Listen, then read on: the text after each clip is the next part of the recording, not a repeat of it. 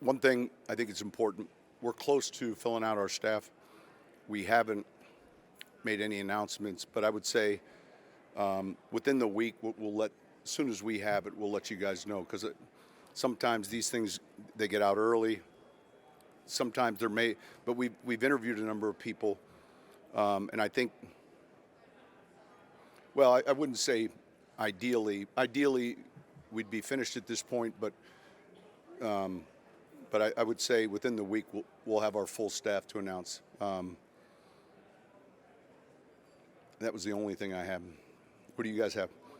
What made Davis right as the offensive coordinator? How will the sort of play calling responsibilities work? Yeah. First off, I think it was something that I kind of knew. During the year, he and I visited on a handful of occasions. We're talking about Davis Webb. He's extremely talented. With regards to play calling, it's something that I think he'll be really good at it. And I know that's like, man, are you going to give up play calling? And I would only do that if I felt like it would help our team. I'll still be involved with what we do offensively, just like what we do defensively. But I do think he has a gift. I think he's real sharp. I'm glad he's on our staff. Typically, any decision we make like that is to benefit our team. So I'm looking forward to it. I challenged him in the offseason prior to that preseason game. He did a good job. But I think it'll help us, and certainly I wouldn't do it if I didn't think it was going to help our team win. You get to a point where you're focused strictly on improving your team any way you can. Was that tough? Yeah, he's gonna call. Well, I know Brandon Bean announced it earlier in the media, so I saw him in the hallways. I thought, well, you can come on and do my presser too. But no, I'm excited for him having that opportunity. Was that difficult? No. Listen, I'm going to have opinions with plays. Mine will be the bad ones. His will be all the good ones. But I want to support him in that. I can recall being in that situation. Even in Dallas, 2 or 3 years there, I don't know that anyone knew who was calling plays. It was Bill and myself. But I think that stepping back and looking at it, I think he'll do a fantastic job. And go ahead. Well, a lot of it is, look, you go through the minute the season ends, you have a number of coaches interviewing for other jobs. You have coaches that you definitely want to retain, and it's never going to be quite on your timeline. If I love, and it's great to see Declan advancing, but it wasn't on my timeline. In other words, it just happens faster. So I remember there was a point during the year where he and I visited. I'm talking about Davis, and it was relative to the position he has, but also more than just having the position, being someone that would have more input and be able to call plays. It's still going to be our offense, but I think it's easier to do as you get older, and you look at how do we win more games. I've done it before. Sometimes you feel like you're used to carrying something in a hand, so your hands feel empty when you're not doing that. But Pete, the first time it ever happened was because of an injury I had, and we played Sunday night football against the Colts, and we scored 63 points. And I'm like, Pete, you're killing me. I think it's going to help our team, and I'll do everything I can to support them. And it's something that I wouldn't do if I didn't think would help. When did you kind of first? Was it enticement to keep him here? Well, I think he was wanting to stay. Look, he interviewed at a few spots, and I think that opportunity is going to come for him, to be a head coach. I don't know that this was, well, I'm staying if I get to do this. I don't think that was the case. I think I don't think he was going to, well, I don't want to speak for him, but I think he really likes what he's begun to do here with us and the start of working with a young quarterback. It's hard to leave that. So I don't think it was something I was already moving towards before anyone had even discussed it. It was mid-season. When you say you were already kind of moving towards that, Yeah. when did you first get there? What kind of self-reflection? Was it a look at the offense? No, it wasn't that. Because, look, we finished 10th this year, and we had a good team. There's certainly things that we want to be better at. But it's also being quicker. And, look, it's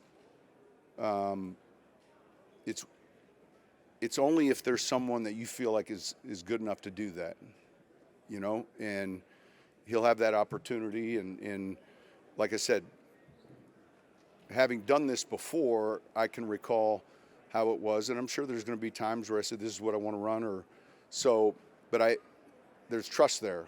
There's trust with his ability and trust in our relationship. Was Bo kind of part of the calculus? No. It could have been Bill. You give your coaches freedom, Sean. You give your coaches freedom on the defense, special teams. How do you avoid micromanaging something you've been so good at? I probably micromanage all those areas. So it's not any one person's defense or special teams. It's the Broncos. And so there's some freedom, and yet you guys just haven't been in enough meetings. With that off your coach, you said that Davis has that gift to play. How do you know that? I think he does. Well, I think he's sharp, and I think he's been around it. He's coach's kid, played quarterback, and then in the preseason, it was really good. So yeah, and again, I think that I want to do everything I can to support him. So we're not going to sit and grade his play calling each week. At least, hopefully, we're not. But I think it's more about the team. With the play calling off the plate on game days, what are you anticipating? I'm still going to call some plays on game days. What are you anticipating, though, that maybe you can focus on that maybe you couldn't focus on before? Well, I don't know. I think that, like I said, sometimes you feel like your hand's empty because you're used to doing it, for 20-some years. But I think overall it'll slow down a little bit. You'll see more of the game. But I know that there's a lot of prior to the game prep when you're calling one side of the ball or the other. And so I know there's philosophy. Some people believe in order to I think all methods work. Right? Historically speaking, all methods work. Right? You can be. It was our first defensive play caller to win a Super Bowl. Did a great job. We've had offensive, and so I don't look at it that way as much as just it's always looking at your own resources. Sean, maybe there was a communication situation, but Bo told us on There was. Why don't you ask Mike? No, I'm not going to answer the question about an injury. Right here. situation. Ask him. Ask Mike. Next question. Okay. Next question. Both Bill Parcells and Bill Belichick, there's been coaches obviously that haven't called plays that are greats of all time. Do you pick those guys' brains about how they? You obviously know a lot about it. No, I think it's what pertains to us. I think it's what fits us, and obviously I spent a lot of time talking with Bill Parcells. I don't even know if we've talked about this. I think he would always be he'd say, "Why are you doing that?" I don't care if I was doing the opposite. He would always challenge kind of your thought in a good way. Case of the draft, what were your observations about being the Say it again. NIL era players? What's been different about that? I think it helps us. Someone asked me that the other day. I think it helps for us. It helps us reveal, maybe make up character, behavior to some degree. You can see the journey that some players take, and look, in a lot of ways, very positive change with one school, and then there are always these players that refuse to leave and stay at there's less small school players, though, getting drafted, and it's not a crisis. It's just that they're getting moved to 1A schools, right? And I don't think it's hindered us, though, in the draft. I think it's you know, very, very commonly you'll list the schools, you know, first school, second school, maybe junior college, first school, second school. And so that note section on a player's profile has gotten longer with most of these guys, but it hasn't, I don't think, hindered us or hurt us in any way. It's actually kind of helped us. I don't know that that's the case. I think it's just you've gotten really good exposure from more than one staff, possibly, and you've got a chance to see someone's story maybe written out in a positive way, sometimes not in a positive way. Besides Davis, why did you decide to give up play calling? Because of Davis, there's no. It just felt like, you know, he was going to do a good job with it. Felt like he's talented. Sean, just so we're clarifying, with Bo, when you said predisposed, is that was referring to? I'm not going to get into the injury. What I meant predisposed is there was a slight that was, he's not, and there weren't multiple. So I have a problem, and Mike, I apologize. I have a problem when someone's quoting me to him on a conference call and they're inaccurate and they're one of our locals that shouldn't be.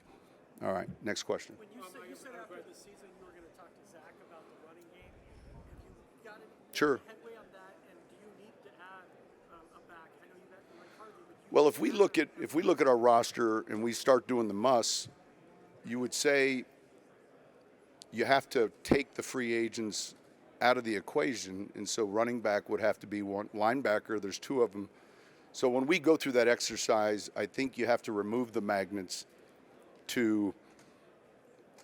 so I would say when you do that, you look at the roster differently, you look at tight end differently, so those are positions certainly that would stand out. Were you surprised that Vance Joseph didn't get the head coaching Go ahead. position? Sean, when you were in Roland and now what goes into that whole line? I think it's one of the most important positions on your team because it can kind of permeate your building. I think it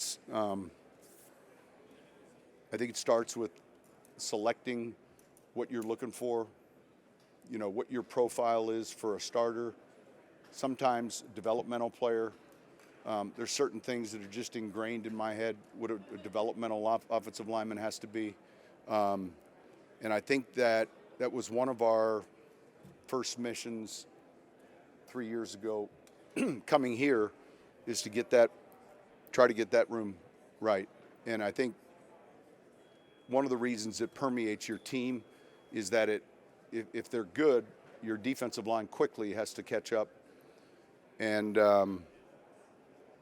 so historically speaking, for me, we've always invested maybe early draft capital for that position. You know, it's hard to find those guys and the defensive linemen in free agency this time of the year. There are certain positions that are abundant, but that's one that's tough. As you look to free agency, in retrospect, how important was it to get some of those extensions done before the season and during the season so that Yeah, I think, look, and it's a busy year. George did a great job with some of those extensions. Excuse me. But I think that the thing that changes when you go 3 extra weeks in your calendar, everything happens quicker. But we'll be working hard on addressing these areas. The first step obviously is free agency with our own players, other players, and then the draft. You mentioned linebacker. Did you guys feel like you were good enough at that position? I mentioned linebacker without getting into. I'm not going to have a review on each position because there's 2 of them that are free agents that were on our roster. were you surprised? For a long time. Yeah. 2014. What is about his sort of path makes him ready for who he is? He's played the position. He's sharp. It was an easy transition for him, like immediate. And so when it can come from within the building, it's really good. And in our case, it was easy to see that. I couldn't remember the year, you did, but I remember having him, yeah. But he's done a good job.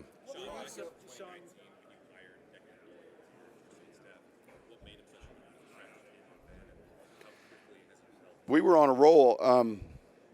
I can't recall. I remember Declan coming in from Iowa, Joe Brady coming in.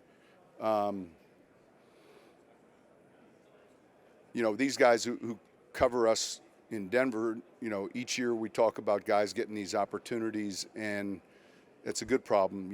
You want to see them have success. Declan was extremely detailed. So he was a quality control coach for us. I remember just taking all the steps. It's hard to get to this position. There's a journey everyone has, and so there's no shortcuts. But he took the journey the right way. Then when I got hired 3 years ago, I had a job here as tight ends coach. I know he interviewed for that position at New Orleans, but so we were fortunate to get him here. And then, man, in a blink of an eye, we lost him. And now Chicago lost him, and it's Baltimore's benefit. He's a tremendous football coach. He's bright. Again, I was saying earlier, it's never on your time clock. The time clock for these young coaches that are good is quicker than you might think. And so I'm excited for him because – yeah, absolutely.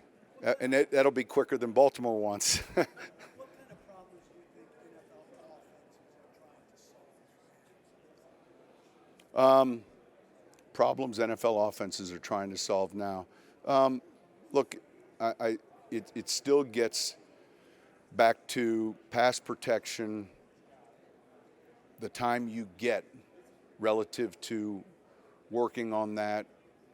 We're going to play our players in the preseason games, not the entire game, but it's important in their development. So I would say the pressure players on defense are, fantastic at that. And then it's handling, I would say, pass protection and the looks you get, the different looks pressure-wise. I mean, that's what keeps you up late on Wednesday nights, the third down plan. What kind of coaches are the Bills getting in Pete Carmichael and Jim Leonard? Start with Jim Leonard. I think, first off, he's played 10 or 11 years. I can recall competing against him when he was with the Jets, a number of teams. Real sharp. I think a good leader. He's got a personality about him that I think is really good. I think Pete, I've been with the longest. 19 years maybe. He's got a great presence. I know Joe has a high trust level in him because Joe sat in those meetings with us all those years. Again, I struggle with the years when they all came and went, but Joe, Pete, Declan, keep going with all these guys. I think Pete will keep that room moving. This is the challenge, for Joe or myself. Keep the room moving while you're not in the room. Sometimes you can't be. And I think Pete is really sharp that way. So, two good coaches. What about Joe Brady that you saw maybe young in his Yeah, he came, again, I can't recall the first year. I just know he was part of that Rat Pack. Had a lot of good ideas, a lot of RPO ideas. He came from the college game, and we just hit on a bunch of, we were finding the right guys. And I think we've done the same in Denver with some of our young coaches. So the clock, we can't control. For Joe, it was that opportunity to go coach Burrow, Jefferson, Jamar Chase, and that was an unreal season. They won the national championship his first year. He ended up at Carolina, and I just saw him in the hallway coming here. I'm excited for him. He still seems super young. He'll always seem that way to me, but he was fantastic, and he worked hard to get where he's at. Sean, we used to. Played quarterback and coached quarterbacks for a long time. What is your relationship like with the private quarterback coaches who work with today's NFL quarterbacks and have worked with them the workout quarterbacks, coaches, I'm good. No, I'll tell you a funny story. My first year in the league was 1997 with the Philadelphia Eagles. And the first week I was in, John Gruden sent me to Phoenix to work out a quarterback by the name of Jake Plummer. He was a first-round pick, and it was his pro day. And I remember we all sat around, the scouts, and this was his pro day. And they said, Coach, are you going to put him through I was the only quarterback coach there. And so I put him through 87 throws. This was his pro day. There wasn't script, there wasn't music or uniforms. And obviously a lot's changed. I love that these opportunities for these private coaches exist. A lot had to do with the 2011 collective bargaining agreement when all of a sudden facilities weren't open as long. Once they come to us, then they're with us. And so I'm comfortable if you have a swing coach, but on your own time. Were you surprised that Vance Joseph didn't get a head coaching position, and what does it mean that he's back to the continuity? I love that he's back. I am a little surprised with the season we had, as well as we played defensively, and with 10 openings. And so he and I get a chance to talk about that kind of stuff as the season was worn down. And I know he felt like he had a handful of interviews that were productive and which he felt were really good opportunities. I know that when that opportunity comes for him, he'll be successful. He's got a presence about him, and you guys have been around him. That's just, I think, one of his superpowers is his calming presence, and he pulls the best out of his players that play for him. So it's hard to tell. There's 32 of these teams that are owned individually, and everyone's different. And yet, a lot of them have trouble getting out of their own way. Sean, contract here for George. Would you advocate for him being? I have already, yeah. So, it's overdue. I say that respectfully to the process, but he and I have a great working relationship, and so my job wouldn't be as fun or as exciting if he wasn't a part of it. But that should be something that gets handled quickly. Last year it was Joker at this time is the piece you really wanted. Every year. We're always looking for the tight end or running back that have those traits. They're hard to find, though. Is there another must-have, would you say, Yeah. for your offense?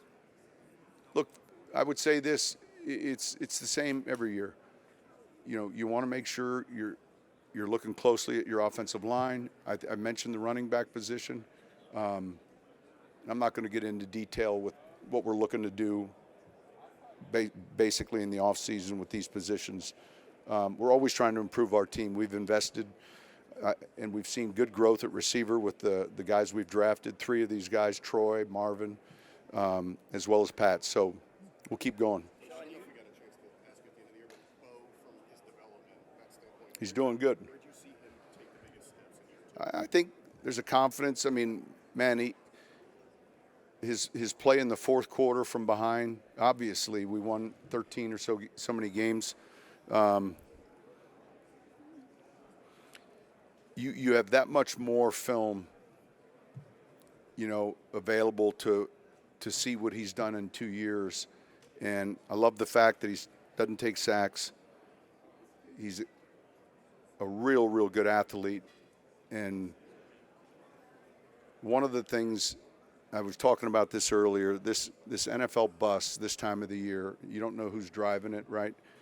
And it's important to pay attention to it, but not to get on it, right? Because some of the mocks and all those, it's someone's job to do, but and you really have to tune out some of that white noise. And if you don't, you get stuck with a player you're not happy with. And I think we say this all the time. I just read where 2018, they were drawing some award for a draft class, one of my last years in New Orleans. I always say 3 years down the road, let's look at a draft class. And that was I think the Lattimore Kamara. 3 years down the road, let's look at a draft class. And I think so many times teams get into trying to win that day. And I think you can make a lot of mistakes that way.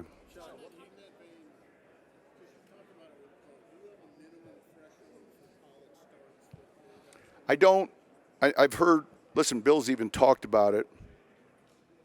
There's certain things we won't budge off of. I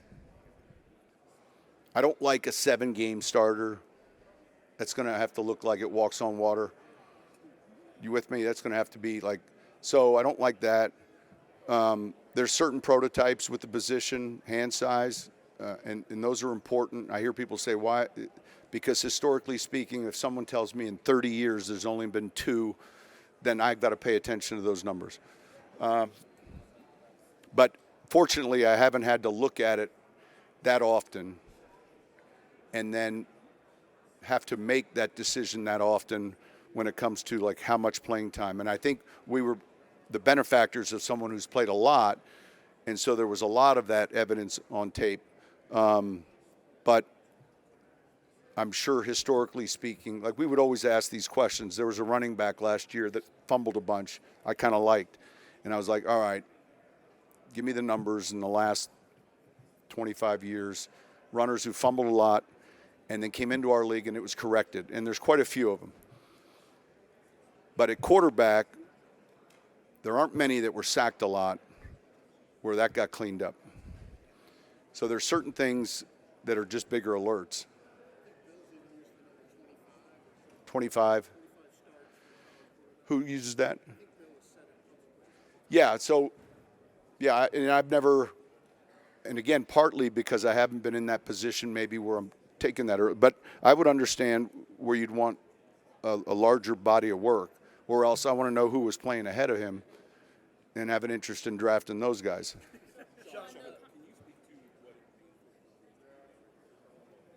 For Drew, listen, I'm super excited for him and his family. You're talking about Breeze, and I saw him probably 2 weekends ago. He was back there for Mardi Gras. That was a big deal. And to be part of that with somebody was emotional, and he just represented all the things that was so good relative to his play. I mean, he truly, and we've seen this with other athletes, but he truly like brought the best out of all of us, coaches. I mean, his work ethic was something. So that was pretty cool to get that call. Like he'd sat on it for 3 weeks. I think his wife planned the surprise with him, and then I was just and the idea that he went in with Kuechly, you know, those two had this cat and mouse game going on forever, so their busts will be next to each other. That was pretty cool.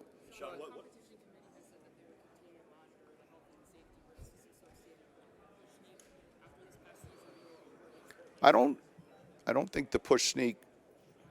Look, I think if that ever goes away, it's not a health and safety thing, right? We discussed that last year for 2 hours, and we just adopted 1,000 more kick returns. Which play do you think is more of a health risk? 1,000 more kick returns. So I think if we choose to ever move on from that, it won't be because of health and safety. It will just be like we don't like it, which is okay. What led you back to the competition committee? Like you served on it, then you did. I like the pain. I like our league. I like talking about stuff like that. Like when I bring up that, we literally spent 2 hours on the health and safety of a QB sneak. And that same, like literally a half an hour prior, we passed a rule that allowed over 1,000 more kicks. So every once in a while your BS meter goes up. I'm passionate about the game and being involved in it. How different is it to be back now with some new faces and first time? I think it'll be very similar. How do you feel about face masks and maybe other like personal fouls or safety-related fouls becoming reviewable? You know, I'm going to be honest because I haven't sat in on these early meetings because I literally have been like in that bed with chicken noodle soup.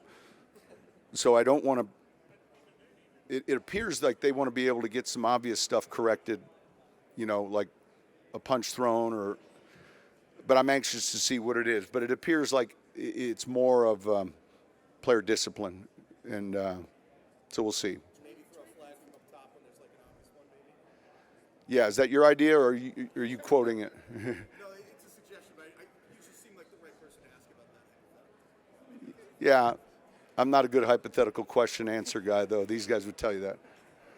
Sean, just in general, offseason pressure, how close you guys got? Are you more of the mindset that, man, big swing offseason puts us over the edge, or just stay? I think, that's a great question. I think a little bit of both. You do have to know that you really got to go back, and it's painful, but you got to start from the beginning. You really do. From my lens, we won a lot of games by one score or less, right? And I'm not naive enough to think those games couldn't have swung. And you could grab any 2 or 3, but where's the meat on the bone? The meat on the bone exists with our takeaways. That has to improve. Our run game consistency, our meat on the bone relative to a number of things that we won despite maybe not being as good as others. And I think that's the only way to look at it relative to this team, writing its own chapter and getting us to where we want to go, which is obviously a game and a half further than where we went. Did you learn something about Marvin in the playoffs in terms of what possible is on? I would say we've progressively, as you watch, and there's that balance of snaps, but he's been showing us that, right? I mean, and I would sometimes say, look, man, the only one keeping him back sometimes would be just the rotation. But, Troy's done well in his second year. But I go all the way back to that Cincinnati Monday night game or Saturday. What night did we play them? Saturday night game. And we got to see a real special performance. And so we got to keep finding him those opportunities down the field. The right balance, of course. Would you anticipate an offensive coordinator, play caller, being more aggressive than a head coach, play caller? No, he would be what the head coach wants relative to each game going in.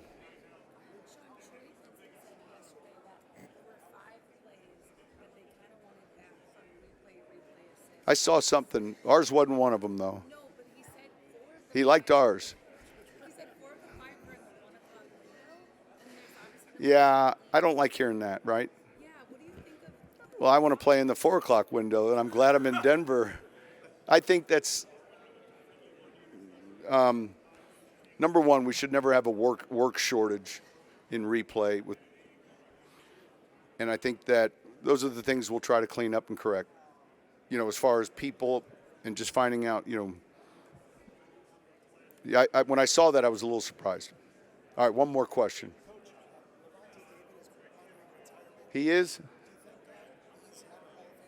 Yeah, I do. I say that respectfully, and I think that I know there was a lot of off-season talk. There always is those discussions, which are healthy discussions with players or people, are they Hall of Fame worthy? I just saw him for so long. It would be the Tony Gwynn example of just consistency over a long period of time, and that there's something to be said for that. Extremely smart. And those guys are always difficult because they see all of your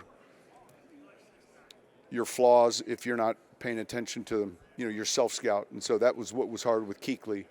We would spend hours trying to see what he was seeing, and because there was nothing worse when someone like that would call a play out at the NFL level, and you're like, how did they get that? And so I wish him well, whatever he decides, but he's something.